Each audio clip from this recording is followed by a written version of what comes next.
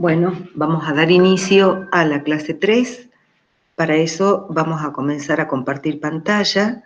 Lo que vamos a ver en esta clase, como continuación de la anterior, es la transferencia de cantidad de movimiento. Vamos a ver cuáles son los mecanismos, cómo los podemos modelizar, cómo podemos calcular, cómo aplicamos.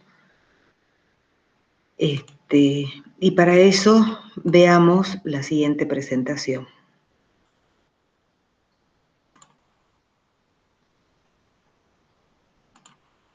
Bien, como les decía, nos vamos a enfocar en la transferencia de cantidad de movimiento. Y vamos a comenzar con el transporte difusivo. ¿Se acuerdan que en el cuadrito que les mostré en la clase anterior, en donde se condensaban los distintos tipos de mecanismos mediante los cuales ocurrían las transferencias, uno de ellos era el transporte difusivo? Vamos a estudiar el mecanismo difusivo de cantidad de movimiento, que eso se modelizaba, se describía por la ley de Newton. Para eso vamos a analizar esta siguiente situación. Imaginemos que tenemos acá, ustedes imaginen que estas bandas negras son dos placas. Esto tiene un determinado ancho, digamos, en el sentido perpendicular a la pantalla, y entre esas dos placas tengo un fluido. Inicialmente, todo esto se encuentra estático, por lo tanto no se mueven las placas, no se mueve el fluido. Supongamos que en un instante t igual a 0, a la placa inferior se le aplica una fuerza F, de manera que esa placa se comienza a moverse con una velocidad constante v, mientras que la placa superior permanece inmóvil. Definimos unas coordenadas, definimos las coordenadas X e Y como se indica, y la separación entre las placas la denominamos Y. ¿Qué va a ocurrir en ese instante t igual a 0? Todo el fluido va a permanecer inmóvil en ese preciso instante que recién comienza el movimiento. Pero el fluido que está adherido a la placa, que nosotros vamos a considerar, esta aclaración es válida para toda la materia, que siempre el fluido moja la superficie, o sea, se adhiere a la superficie, eso significa que moja la superficie. Hay algunos fluidos, mucho menos comunes, que no mojan la superficie, es una cuestión de tensión superficial, o sea, que no se adhieren a la superficie. Nosotros vamos a considerar que eso no ocurre en la materia y que siempre el fluido moja la superficie, o sea, se adhiere a la superficie. Por lo tanto, hay una capa de fluido adherida a la superficie que va a tener siempre la velocidad que tenga la superficie. Si la superficie está quieta, como en este extremo, el fluido está quieto, esa capa adherida al fluido va a permanecer inmóvil mientras que la placa está inmóvil.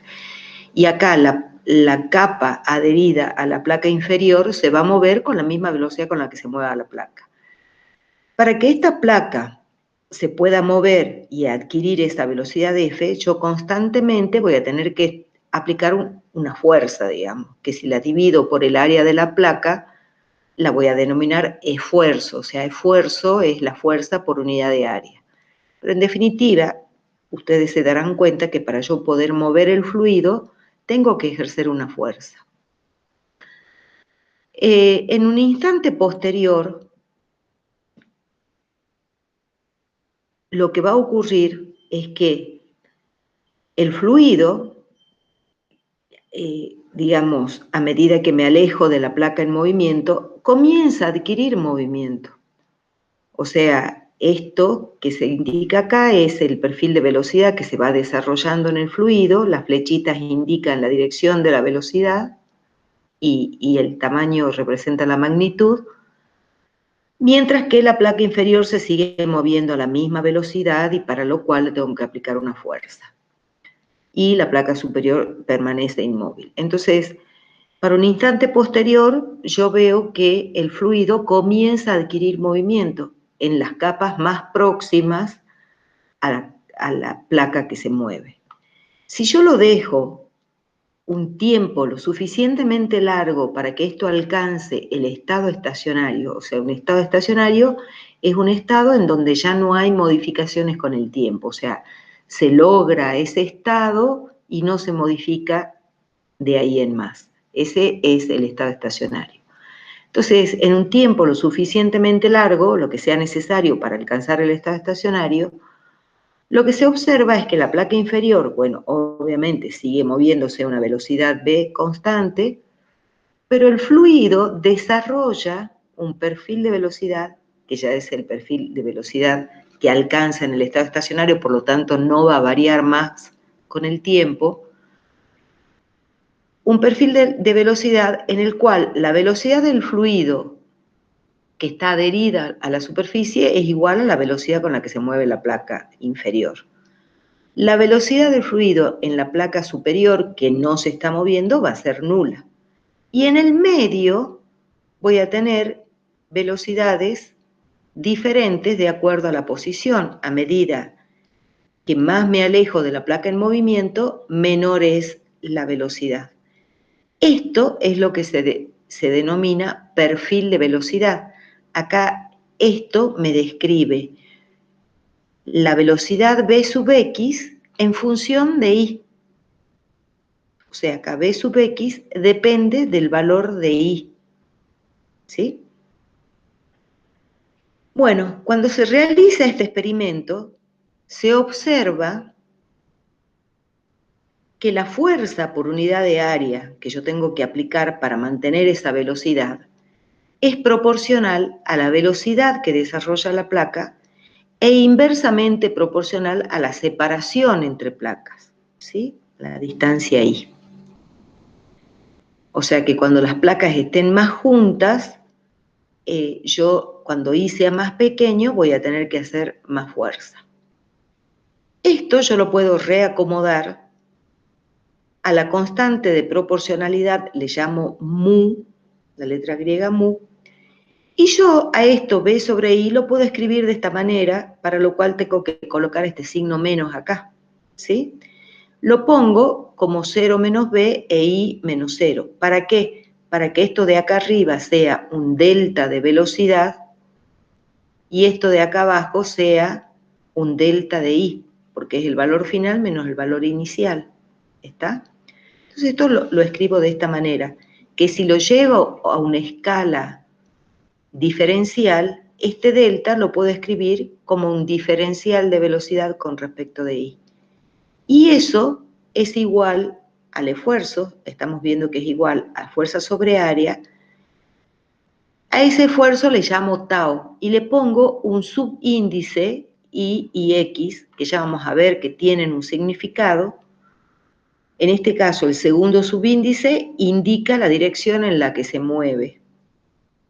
Y el primer subíndice indica el sentido en el que se transfiere cantidad de movimiento. Ya vamos a ver, digamos, o me da, o si ustedes quieren, también, ya lo vemos en la próxima diapositiva más claramente, también representa la dirección del plano sobre el que estoy aplicando la fuerza. Ustedes imagínense que esto es un plano X, Z, digamos, le llamemos Z a la coordenada que está perpendicular al pizarrón. Entonces, ese plano ZX tiene la dirección Y. ¿Está? Pero bueno, ya en la próxima diapositiva lo vamos a ver más claro. Entonces, experimentalmente yo llego a esto. O sea, esto implica que es algo que se mide, que se observa, que resulta de esta experiencia. Y llegamos a esta expresión. Esta expresión es la que se conoce como la ley de Newton. ¿Sí? Fíjense que acá la ley de Newton está aplicada para o sea, está escrita para este componente que es tau de Ix. ¿Sí?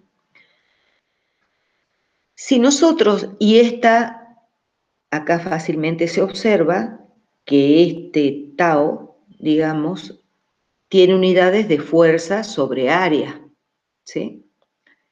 Pero si ustedes recuerdan de la clase pasada, nosotros habíamos hablado de la ley de Newton, si bien no la habíamos escrito, pero decíamos que la ley de Newton lo que representaba era que la densidad de flujo de cantidad de movimiento era proporcional al gradiente de velocidad y que la constante de proporcionalidad era la viscosidad. O sea, en definitiva, y es acá la constante de proporcionalidad es la viscosidad, mu es la viscosidad, la propiedad física, viscosidad, ya vamos a ver más adelante qué me representa la viscosidad, pero es una propiedad de la materia, depende de la presión y de la temperatura, y es la constante de proporcionalidad que aparece acá en la ley de Newton.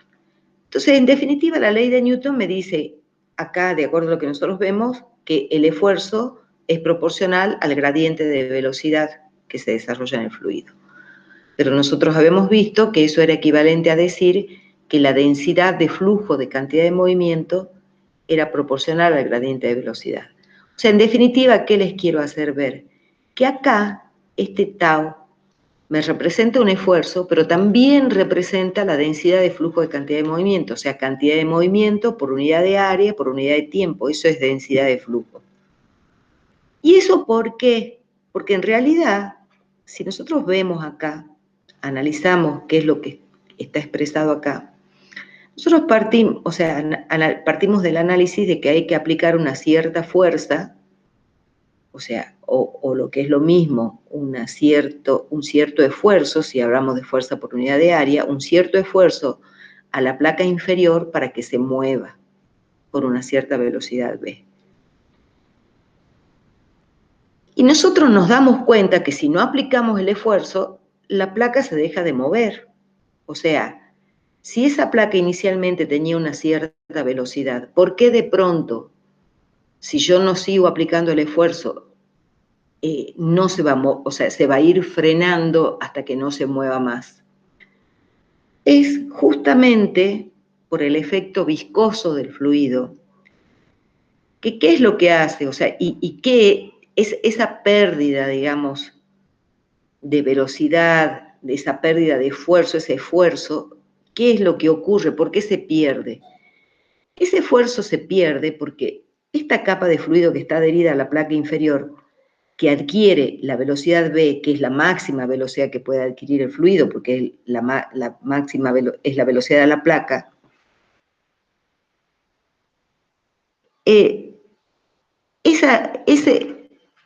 esa capa de fluido adquiere una cierta cantidad de movimiento.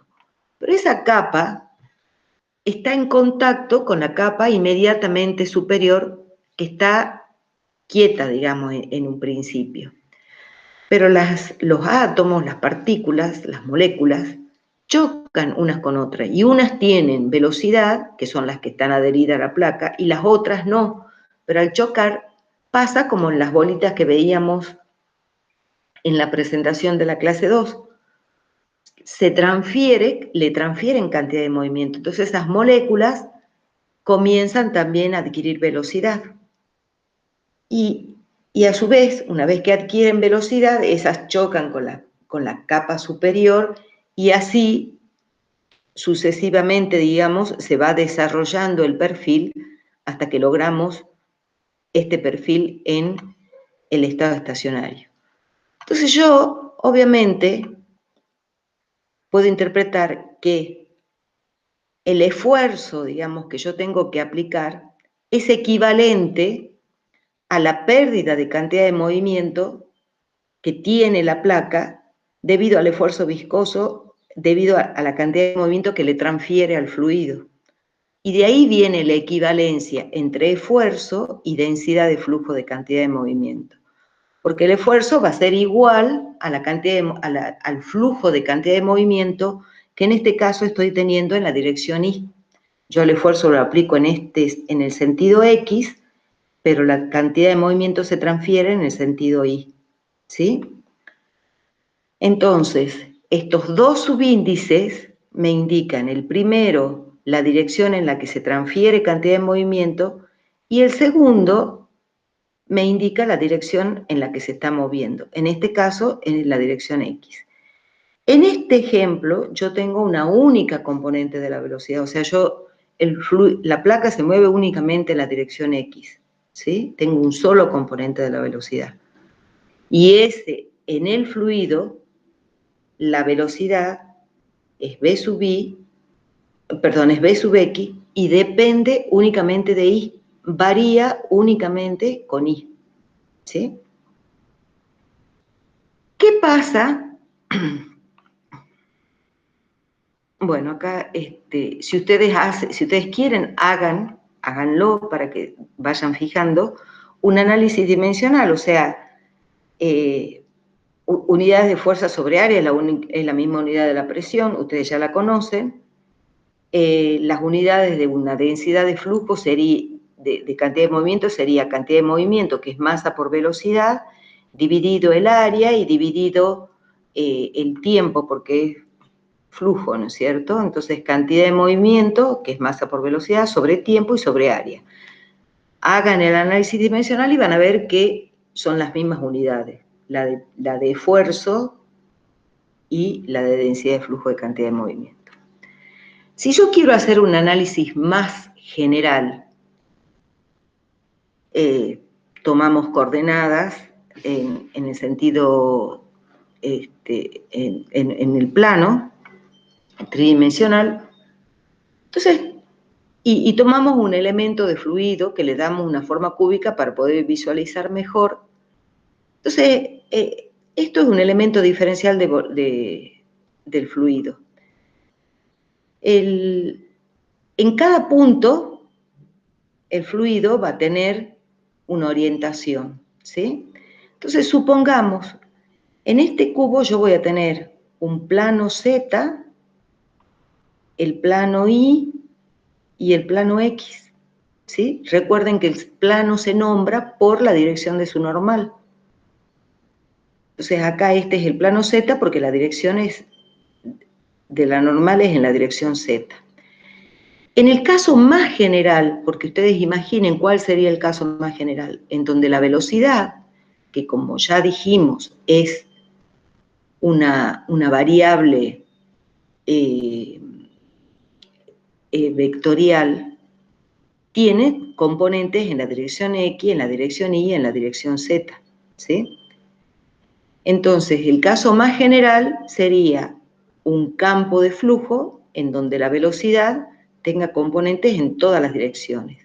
Entonces, ese esfuerzo o esa transferencia de cantidad de movimientos que acabamos de ver en la diapositiva anterior, que iba en un solo sentido, imagínense que en ese caso va a ocurrir en todas las direcciones y en todos los planos, ¿sí? Entonces, eso es lo que se representa acá. Acá yo voy a tener los esfuerzos aplicados en el plano Z. Esos esfuerzos pueden ser normales, ¿sí? Como que es el tau ZZ, que acá es saliente o puede ser entrante, o sea, voy a tener un esfuerzo normal, que es normal a la superficie, y voy a tener esfuerzos tangenciales, que son el tau de ZI y el tau de ZX.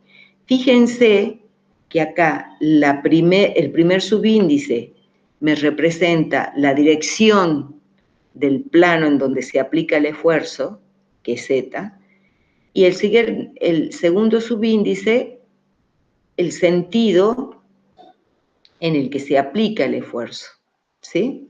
O sea, el primero, la dirección del plano en el que se aplica, el segundo, la dirección en la que se aplica el esfuerzo. Entonces yo acá tengo un esfuerzo aplicado en el plano Z, en la dirección Z, un esfuerzo aplicado en la dirección Z, en el plano Z, en la dirección Y, y acá en el plano Z, en la dirección X. Estos dos, el ZX y ZY, son esfuerzos tangenciales, o sea, tangenciales a la superficie, son esfuerzos de corte, son los que en un fluido ocasionan el flujo. Esto que ocurre en el plano Z ocurre en el plano X y ocurre en el plano Y, ¿sí? De manera que si yo quiero describir la totalidad de los esfuerzos que pueden actuar, lo tengo que hacer a través de una magnitud que se llama tensor, es una magnitud tensorial, o sea que tiene 9 componentes. Se escriben como si fuera una matriz, pero no cualquier matriz de 3×3 es un tensor, o sea, para que sea un tensor tiene que cumplir con ciertas condiciones de cómo se transforma esa matriz, etc. Pero bueno, uno lo agrupa como si fuera una matriz, en donde voy a tener que todos los componentes de la diagonal son los esfuerzos normales y todos los componentes de fuera de la diagonal son los esfuerzos tangenciales. Afortunadamente, para no tener que hacernos problema cada vez que le pongamos los subíndices y pensar cuál es el subíndice que corresponde primero, es el X, el Y, es YZ, ZI. Digamos, el orden de los subíndices en los componentes tangenciales pierden un poco la importancia porque este tensor es simétrico, o sea, los valores numéricos, el valor numérico de tau de XY es igual al de tau IX, tau XZ igual a tau ZX, o sea, este tensor es simétrico. Entonces, por esa razón, digamos, después es como que uno no le presta tanta atención a los subíndices porque es igual, digamos, pero es importante saber que esos subíndices tienen un significado. Estrictamente uno tiene que respetar ese significado, ¿sí? Entonces, si uno quiere expresarla de una manera totalmente general a la ley de Newton, la tiene que escribir de esta manera, donde este tau es un tensor, o sea, tiene la forma de una matriz y es igual a menos mu por el nabla de la velocidad. ¿Qué es el nabla?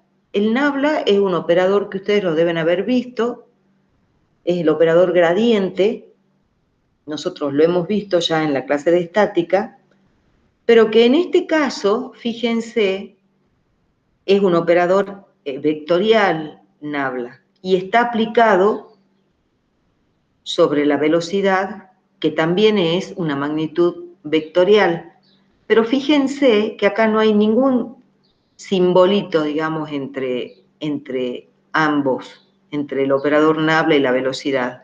Ustedes deben recordar que ustedes deben conocer el producto punto, digamos, que sería la divergencia cuando aplico nabla a un vector, pero lo hago con un producto escalar, y entonces eso de resultado, cuando yo aplico el nabla a un vector con un producto escalar, de resultado obtengo un escalar. O el producto, el rotor, digamos, que se aplica o sea, es el nabla aplicado a un vector y que como resultado me da un vector. Acá, este producto, que no tiene ningún símbolo entre el operador y el vector, se llama producto diádico. Y es el producto entre dos vectores que me da como resultado una matriz de 3×3. O sea, ¿se acuerdan que cuando es como un producto matricial? O sea, yo al operador nabla lo ordeno como si fuera un vector 3×1 y a la velocidad como si fuera un vector 1×3. Entonces, el producto entre esos dos vectores me da una matriz de 3×3, que es en realidad el tensor esfuerzo, ¿sí? Esta es la manera general de la ley de Newton. Nosotros en esta materia vamos a trabajar situaciones en las que únicamente existe un único componente de la velocidad y además ese componente de la velocidad depende de una única variable, ¿sí? ¿Por qué? Porque la cuestión, digamos, es mucho más complicada cuando yo tengo más de un componente de la velocidad, porque me aparecen ecuaciones que son a derivadas parciales, digamos. Y va más allá del objetivo de la materia, digamos, profundizar tanto en este tema. Pero todo esto, digamos, es la base para el estudio de la transferencia de cantidad de movimientos en fluidos, que en el caso más general, si ustedes se dedicaran al modelado de fluidos, o sea, tendrían que estudiarlo de manera completa, digamos, y tendrían que analizar ecuaciones diferenciales a derivadas parciales y sistemas de ecuaciones diferenciales en realidad. Bueno, entonces nosotros hemos llegado a la ley de Newton, ¿sí? Que la ley de Newton me vincula el esfuerzo o la densidad de flujo de cantidad de movimiento con el gradiente de velocidad, que el gradiente de velocidad se puede asociar a, ustedes ya vieron, deben haber visto estabilidad de materiales, entonces ustedes ya vieron todos los ensayos que se le hacen a los materiales, y ahí se ve la velocidad de deformación. El gradiente de velocidad sería equivalente a la velocidad de deformación, nada más que en un fluido, ¿sí? Cómo se comportan los fluidos cuando son sometidos a esfuerzos es lo que estudia la reología. La reología, que viene de estas palabras griegas, reos, que es fluido, y logos, que es estudio. Flujo, perdón, es reo, y logos, que es estudio.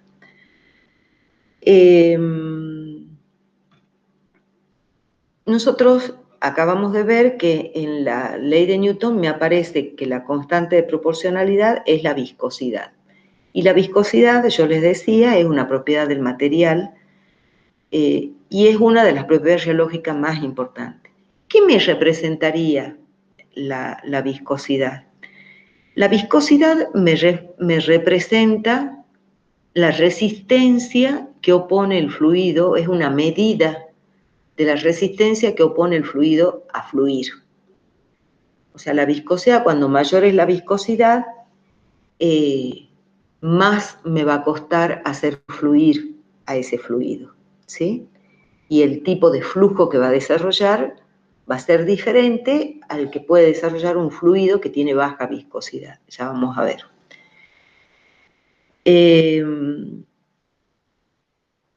Pero las propiedades geológicas, o sea, lo que caracteriza el fluido de la materia, no es solamente la viscosidad. Hay muchas otras propiedades que son muy importantes, depende del campo en el que se aplique. Pero, por ejemplo, en el área de alimentos, las propiedades geológicas son sumamente importantes. Por empezar, porque la mayoría de los alimentos, o sea, ustedes piensen que en cualquier industria uno tiene que manejar fluidos, o sea, se tiene que transportar, se tiene que trasvasar, se tiene que agitar, o sea, algo hay que hacer con fluidos seguros. Entonces, y la mayoría o gran parte de los fluidos que se manejan en alimentos son tipo pastas, suspensiones, que son fluidos que tienen un comportamiento diferente, digamos. Y por otro lado, un alimento tiene que cuidar mucho cuestiones que tienen que ver, por ejemplo, con la textura, con la suavidad en la boca, con que fluya fácilmente o no. Y todo eso forma parte de lo que es la reología del fluido. Entonces, los aspectos reológicos en la industria de alimentos es sumamente importante.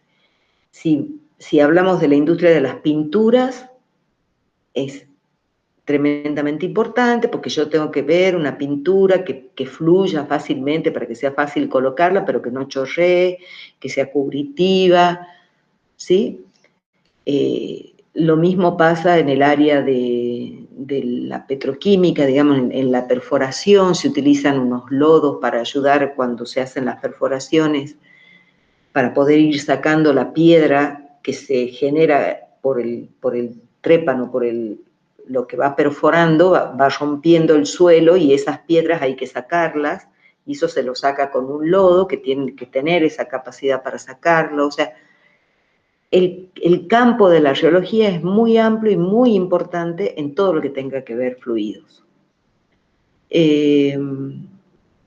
Bueno, acá daba como ejemplo de que incluso algunas sustancias que uno, digamos, a priori dice es un sólido, en ciertas condiciones comienza a fluir. Y eso también hay que tenerlo en cuenta. Bueno, ¿cuáles son los equipos que miden la viscosidad? Los viscosímetros. Y hay muchos modelos, pero que básicamente se pueden clasificar como de dos tipos, digamos, los más comunes, rotatorios o los de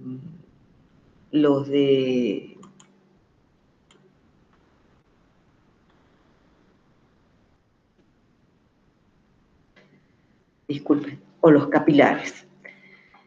En los rotatorios, que acá hay dos tipos, hay más, digamos, básicamente consiste en tener elementos que giran con una determinada velocidad angular y poner un fluido entre esos elementos. Uno gira y el otro no. Y entre medio se pone el fluido. Y se realiza lo que se llama un reograma. El reograma, ¿qué es lo que hace? Mide, ya vamos a ver ahora enseguida un reograma. El reograma mide el esfuerzo de corte aplicado versus el gradiente de velocidad que desarrolla el fluido. Entonces, por ejemplo, veamos este viscosímetro. Este viscosímetro se llama de plato y cono. Esto tiene un plato que no gira, que está quieto, y tiene arriba un cono, pero es prácticamente otra placa que tiene un pequeño ángulo. O sea, este ángulo tita, este ángulo alfa es muy pequeño, ¿sí? Y lo que gira es el cono. Entonces, lo hago girar, pero tengo todo el elemento sensor que me mide el torque, o sea, el momento que yo tengo que hacer para mantener girando el plato a una cierta velocidad de giro omega, ¿sí?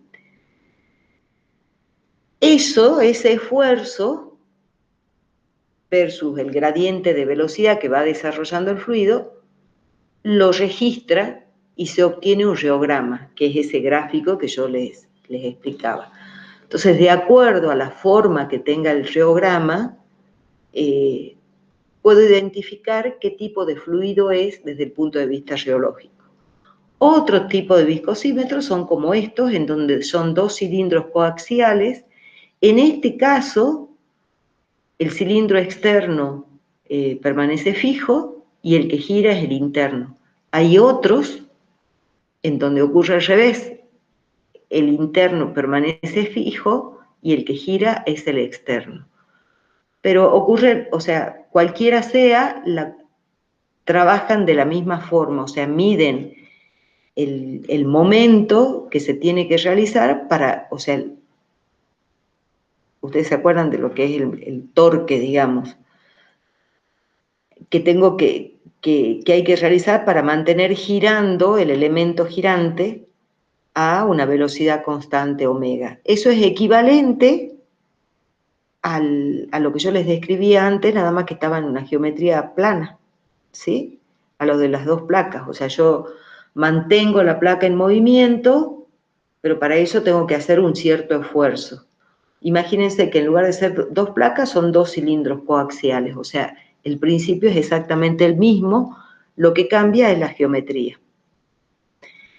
Entonces, de esto yo obtengo un reograma. Ese reograma ya me da mucha información. Yo de ese reograma puedo leer, como ya vamos a ver, la viscosidad, puedo determinar qué tipo de fluido es, etc. Otro tipo de viscosímetros que se usan más a escala laboratorio son los viscosímetros capilares. Estos, en realidad, se basan, acá lo que se hace es medir la velocidad con la que un líquido baja o recorre la distancia entre dos aforos. O sea, yo mido el tiempo que recorre una cierta distancia. O sea que, en definitiva, determino la velocidad con la que se mueve el fluido en un tubo del cual conozco todas las propiedades, digamos. O sea, conozco el diámetro, conozco esa distancia, conozco la densidad del fluido. Entonces, con todos esos datos yo puedo utilizar una fórmula que nosotros vamos a ver enseguida cómo se deduce, de la cual se despeja el valor de la viscosidad. O sea que la medida es una medida indirecta que sirve para medir la viscosidad de fluidos en general newtonianos o que aplican al modelo newtoniano, que ya vamos a ver qué es. La viscosidad tiene unidades de masa sobre longitud-tiempo, ¿sí? La más frecuente es el Poise, se dice Poise, que es gramos sobre centímetros segundo. En general, los valores de viscosidad en estas unidades pueden ser muy chicos. Para darles un ejemplo, el agua tiene una viscosidad de 0.01 Poise, o lo que es lo mismo, es igual a 1 centipoise. Mientras que el aire tiene una viscosidad de 0.02 centipoise, ¿sí? O sea que mientras que el agua tiene una viscosidad de 1 centipoise, el aire tiene una viscosidad de 0.02 centipoise. Eso para que se den cuenta de que es mucho menor la viscosidad de un gas que de un líquido, ¿no? Obviamente. Estos valores se sacan de tablas y es muy frecuente que se trabaje también con lo que se llama la viscosidad cinemática, que es la relación entre la viscosidad y la densidad, y que tiene unidades de longitud al cuadrado sobre tiempo, o sea, será centímetros cuadrados sobre segundo o metros cuadrados por hora, o sea, depende en qué sistemas de unidades ustedes trabajen. Bueno, siguiendo con el análisis desde el punto de vista geológico, los fluidos se pueden clasificar como fluidos newtonianos a todos los que cumplen con la ley de Newton, o sea, los que cumplen con que la densidad de flujo es proporcional al gradiente de velocidad y que la constante de proporcionalidad es la viscosidad, siendo la viscosidad la propiedad del fluido, o sea que depende de la presión y de la temperatura, pero no depende del gradiente de velocidad, ¿sí? En un fluido newtoniano, la viscosidad no depende del gradiente de velocidad. Y acá hay una cuestión que yo me olvidé de aclararle, que ya vamos a volver sobre eso y les voy a aclarar. ¿Recuerdan que cuando en la diapositiva anterior donde veíamos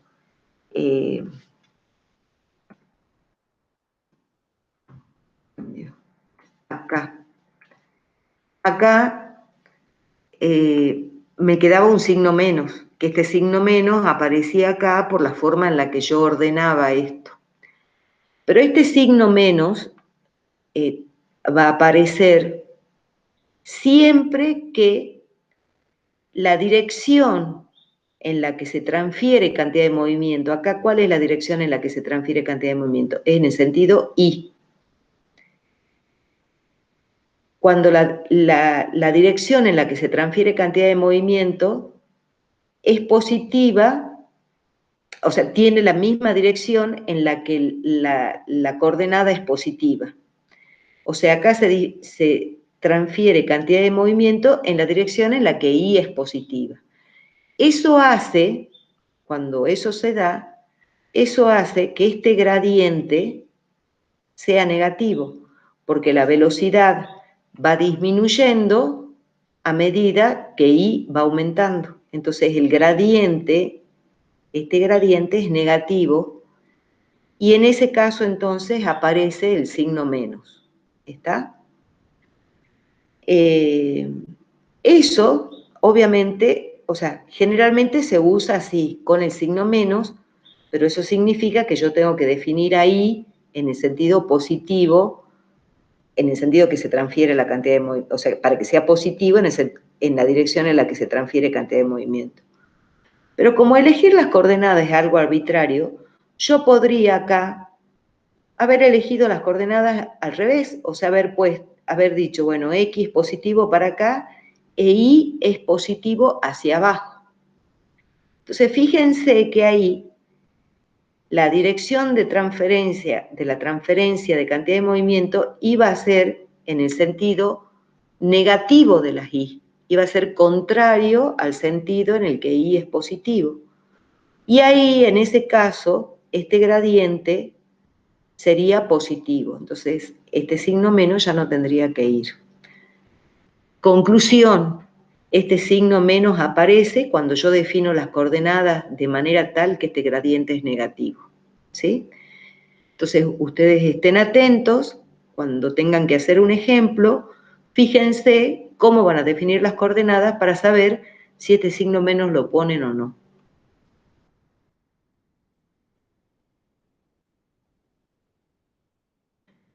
Bueno, los fluidos newtonianos entonces son aquellos que cumplen con la ley de Newton, los no newtonianos son todos los que no cumplen con la ley de Newton, o sea, son aquellos en donde la constante de proporcionalidad no es la propiedad física viscosidad, ¿sí? Sino que aparece una viscosidad que le llamemos aparente, que depende del gradiente de velocidad, ¿sí? Esto, como yo les decía, tiene mucha importancia en los fluidos.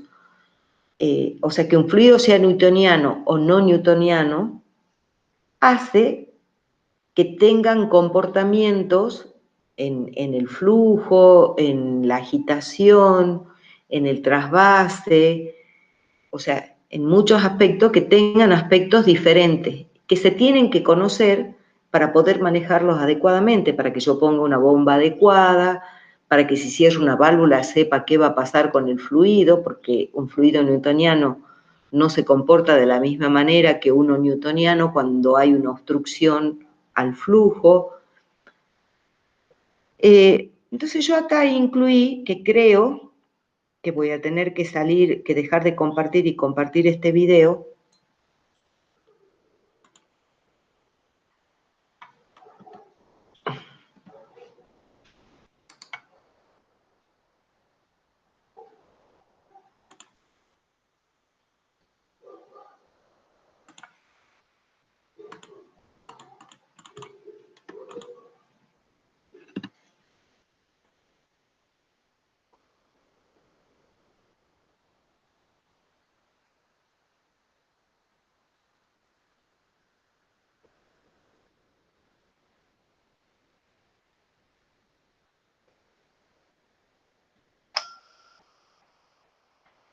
Fíjense, acá en este video se muestra, por ejemplo, los efectos de un fluido no newtoniano cuando se vacía, digamos. Vieron que se dilata, eso no ocurre en un fluido newtoniano. Cuando se agita, el fluido comienza a subir por las varillas del agitador, eso tampoco ocurre en un fluido newtoniano. O este efecto que es la forma en la que salpica, digamos, cuando se derrama un fluido que es no newtoniano, fíjense la forma en la que salpica.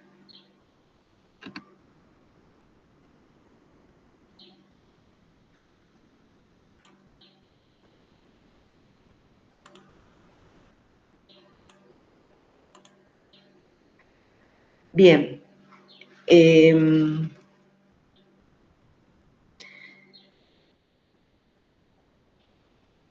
Bueno, todo lo anterior era para que ustedes visualicen de la mejor manera, digamos, la importancia que tiene el tema. Acá en este gráfico se muestra los tipos de fluidos que se pueden encontrar en general. Voy a tener los newtonianos, los no newtonianos, que a su vez los no newtonianos pueden ser independientes del tiempo o dependientes del tiempo. ¿A qué se refieren con eso? Hay fluidos que a medida que pasa el tiempo, o sea, a medida que transcurre el tiempo en el que está sometido al esfuerzo, el fluido va cambiando las propiedades, pero es porque hay un cambio estructural. Y luego, cuando cesa el esfuerzo o el esfuerzo comienza a disminuir, eso se observa porque el fluido, digamos, retorna al reposo, pero no siguiendo el mismo camino que recorrió cuando se lo estaba agitando. Imaginen ustedes que tienen un fluido y lo comienzan a agitar con una velocidad cada vez mayor. Entonces, ustedes van midiendo, digamos, en cada punto una viscosidad aparente. Entonces, eso va a describir un camino. Cuando luego comienzo a disminuir la velocidad de circulación, ¿sí?, hasta que retorno a cero y hago lo mismo, voy midiendo los valores de viscosidad aparente en cada punto, la curva de retorno va a volver por un camino diferente a la de ida, digamos. Se produce lo que se llama un fenómeno de histéresis. Eso ocurre con los que son fluidos dependientes del tiempo. O sea, en este tipo de fluidos lo que ocurre es que hay un cambio permanente en la estructura. Por eso, o sea, a medida que se agita va cambiando su estructura y luego no la recupera, digamos. En cambio, en los independientes del tiempo no hay esa curva de histéresis. Yo lo agito y luego comienzo a disminuir la agitación y el fluido, las propiedades son las mismas a la ida que a la vuelta, digamos. No hay histéresis. Dentro de los fluidos independientes del tiempo puedo tener algunos que necesitan un cierto valor de esfuerzo para comenzar a fluir y otros que son los que tienen umbral, digamos, se llaman, y otros que son sin umbral. Los dependientes del tiempo pueden ser tixotrópicos o reopépticos. Eso depende del comportamiento, digamos, se llaman de una manera o de otra. Y después acá se ponen, algunas clasificaciones suelen poner, otras no, los que se llaman fluidos viscoelásticos, pero esto es bastante discutido si es un fluido o no. En general, la mayoría de los polímeros tienen un comportamiento viscoelástico. O sea, tienen algo de fluido, o sea, tienen algo de un comportamiento viscoso de un fluido, pero también de un sólido elástico. Pero es una matriz, o sea, es una sustancia que no es, digamos, deformable o que fluya como fluye un fluido habitualmente, digamos. Entonces, en algunos textos eso no los consideran. Entonces, yo les hablé de que con los viscosímetros describíamos lo que se llaman los reogramas. Los reogramas, les decía, es un gráfico en donde me grafica el esfuerzo aplicado versus el gradiente de velocidad que se desarrolla. Entonces, si nosotros analizamos, vamos a tener los fluidos newtonianos, en donde la relación era proporcional y la constante de proporcionalidad, o sea, se describe por esta expresión, la constante de proporcionalidad es la viscosidad, que no es otra cosa que la pendiente de esta recta, ¿sí? Eso es la viscosidad. Pero luego tenemos los fluidos no newtonianos, que pueden tener distintos modelos. Tenemos, por ejemplo, los modelos de Bingham o plásticos de Bingham también se llaman. Un ejemplo es la pasta de diente, otro ejemplo es el ketchup, en donde son fluidos que se representan por este modelo. Fíjense, el esfuerzo va a ser prácticamente como si fuera un fluido newtoniano, siempre que el tau sea mayor que un tau cero. El tau cero es el valor del esfuerzo mínimo a partir del cual comienza a fluir. Si yo le aplico, este es el esfuerzo mínimo que le llamemos tau cero. Si yo le aplico un esfuerzo menor, esa sustancia no fluye.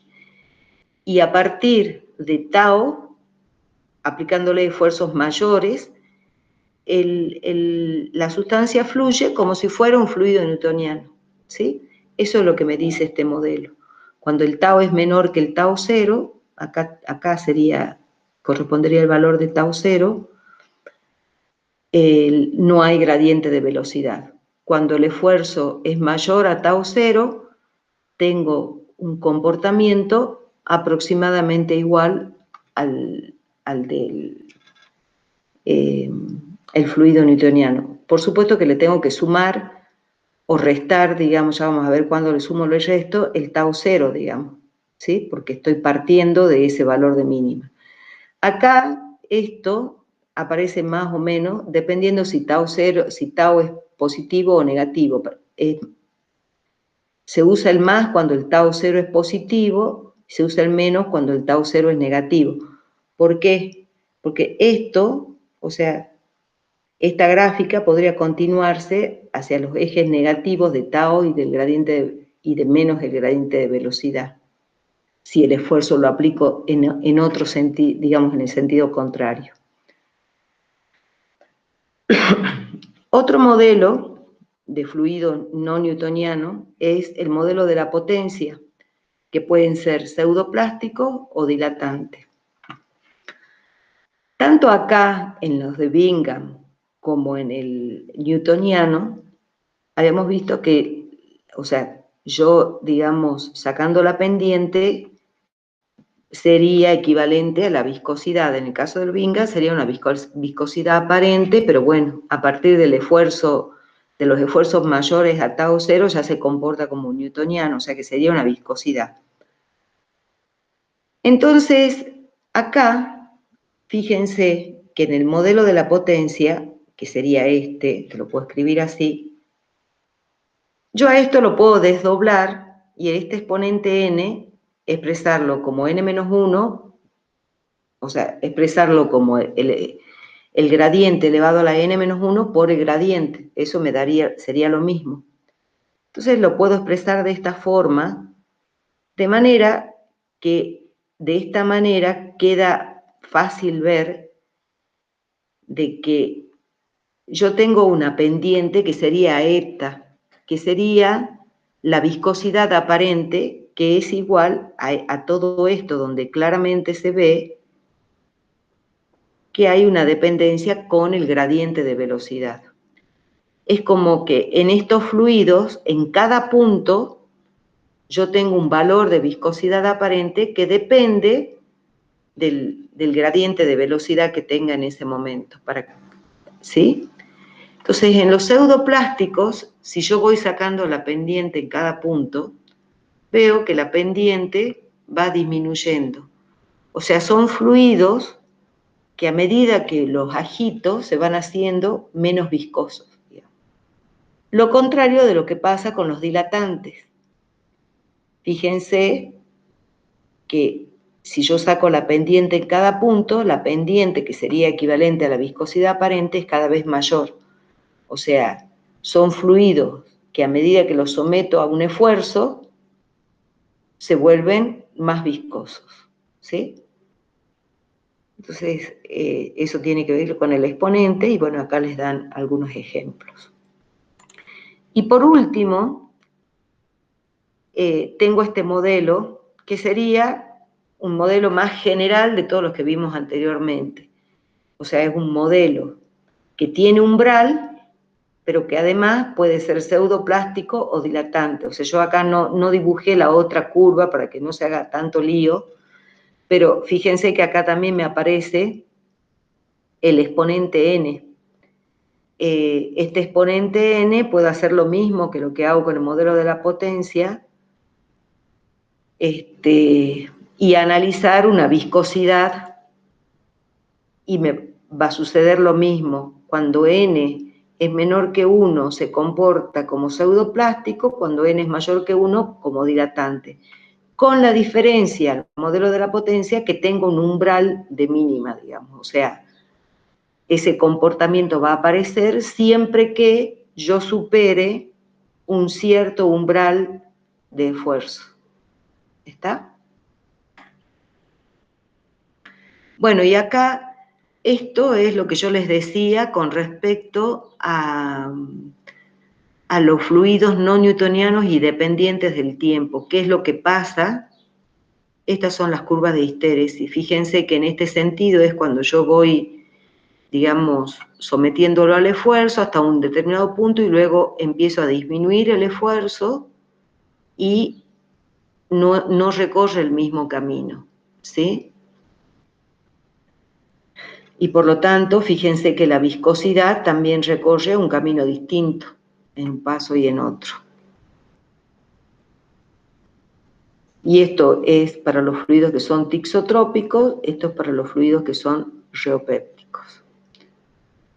Y bueno, y esto es un poco lo que yo les explicaba recién con el tema de qué pasa con un fluido dilatante, con un pseudoplástico, con un dilatante, qué pasa con la viscosidad, digamos, aparente. Bueno, vamos a cortar esta clase, esta parte. Enseguida continuamos con la segunda parte, para que no se haga tan larga y sea más fácil de llevar.